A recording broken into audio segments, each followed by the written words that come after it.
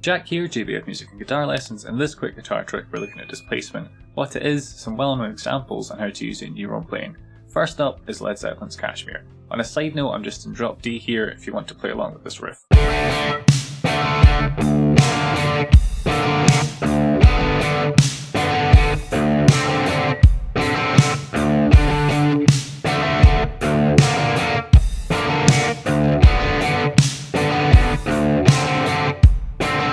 In a nutshell, rhythmic displacement is where the rhythmic motif, a fancy way of saying the rhythmic pattern, gets moved to a different beat of the bar.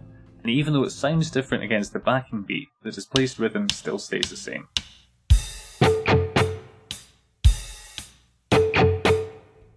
One way you can achieve this is by using a number of notes in the bar which go against the time signature, so the accent seems somewhat irregular or displaced.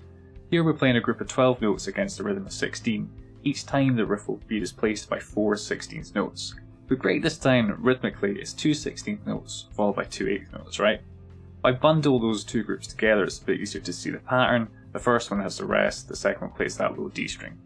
To me, it's a bit easier to understand in all one note values, so let's change these 8th notes into 2 sets of 16ths, and just focus on the first bar for now. What you'll probably notice is here we've got a total of 12 16th notes, and the rhythm just starts again. The guitar's rhythm now begins in this beat of the bar rather than the first beat. Displacement! So to reiterate, we're playing a group of 12 notes against a rhythm of 16 16th notes, right? Each time the riff will be displaced by 4 16th notes.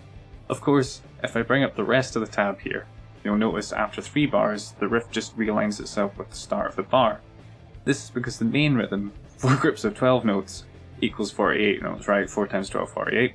Which is the same as 3 bars of 16. 3 times 16 is also 48. Now I'm going to hold up there because that mathematical way of looking at things might not be helpful for everyone.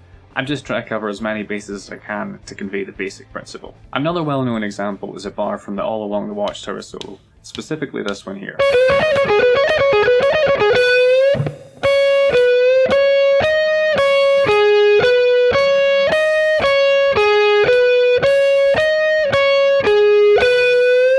Starting on the second note in the bar there, we've got 3 groups of 5, resolving in the next bar. It's a cool displaced vibe which often makes something sound a bit more complex than it actually is. I'm sure there's a good example of a Def Leppard solo that does this as well, but I'm not too hot on their back catalogue, so if you can think of any, please let me know down in those comments. If you want some other lessons looking at displacement ideas, I'll put a link to them up in the top right and down below as well. Yeah, I mean, you can do this with any group that goes against a grain. So in a 4/4 time signature, any number that is in base 2 will work, so provided it's not 2, 4, 8, 16, 32, etc., it will displace.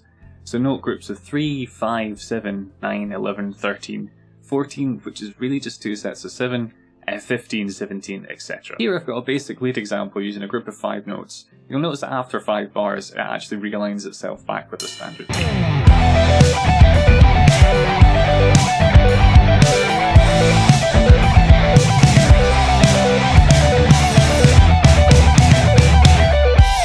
Okay, so that's a basic way of using this in lead capacity, but what about rhythm?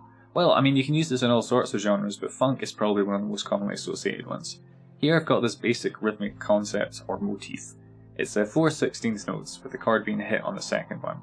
If I play that on the first and second beat of the bar,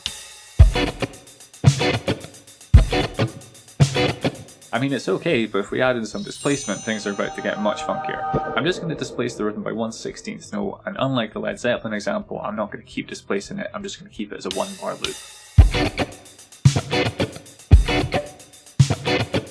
If you wanted to create an exercise, displacing that by a 16th on each repeat would be a pretty good one, but I'll leave that up to yourselves. So just a very quick recap, displacement is where a rhythmic motif occurs on a different beat in the bar, but retains the same fundamental rhythm.